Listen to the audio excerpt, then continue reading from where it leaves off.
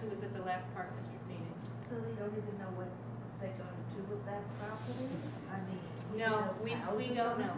Did anyone talk to the Blackbirds yet? I have I not. asked their daughter-in-law, but she doesn't know. Yes. I pulled the deeds when they conveyed this property in '95. Uh-huh. The Blackburns retained 7 acres Right. to the east. Put a 50-year restriction on Henry Miller Park. The only one that can remove that restriction from the deeds, the Blackburns. And I pulled the deed, didn't get the actual deed, but there's a successor trustee of the Blackburn Trust, and that's 7 acres. So it leads me to believe without a lot more work, that the Blackburns probably still live there and own it. But it was an irrevocable trust.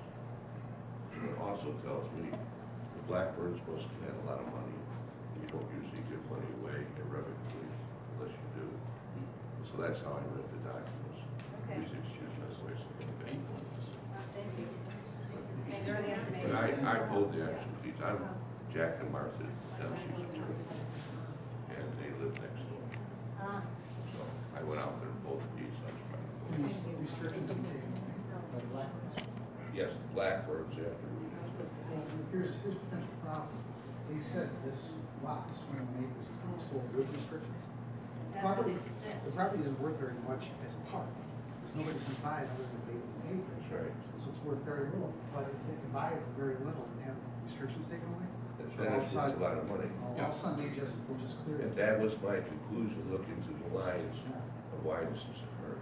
It's capable So of that's removing the case. those restrictions. Here, I'll give you- This one alive today, you said No, to. I'll read it to you.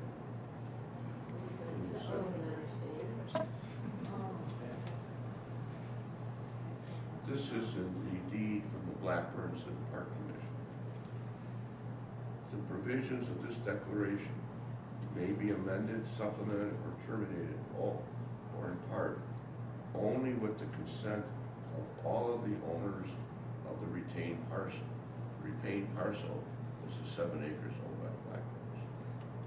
And by agreement in writing executed and acknowledged by all the said owners, duly recorded in such and such. So the way I read that, only the owners of that 7 acres can remove this. Now, if they want to buy this, then you remove it, consolidate, now you got 30 acres that's valuable. Who would want to buy this with a 50-year restriction?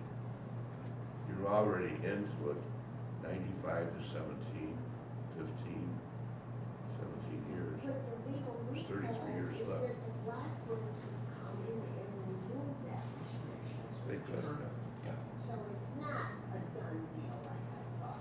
There's a loophole, they can remove the restriction. That's right. But the property And they're the sells only on people who would be interested in buying it.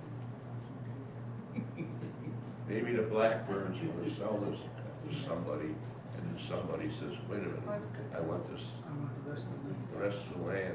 Maybe they got some deal we don't know. And they went. That's something we probably can't Said that control. you guys can remove this deed restriction. Now the guy's got 30 acres, and he sells off to a developer.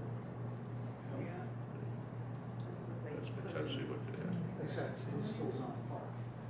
That's actually the whole house. Wouldn't that require the zoning board to change? The Board of Zoning Appeals, they would have to go in front of the Board of Zoning Appeals. The rest of it still stop. Potentially, yeah, but I think it'd be a long, Be a as, fight. I think it would land in court from. Yeah, you end up. and that's, it's hard to say what the court would do.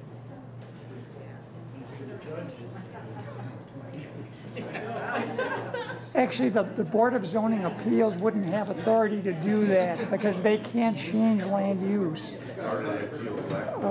That would have to, they would actually have to have the zoning board make that change. Bill Carbo? Well, Federer, I'm sorry. Oh, sorry, I got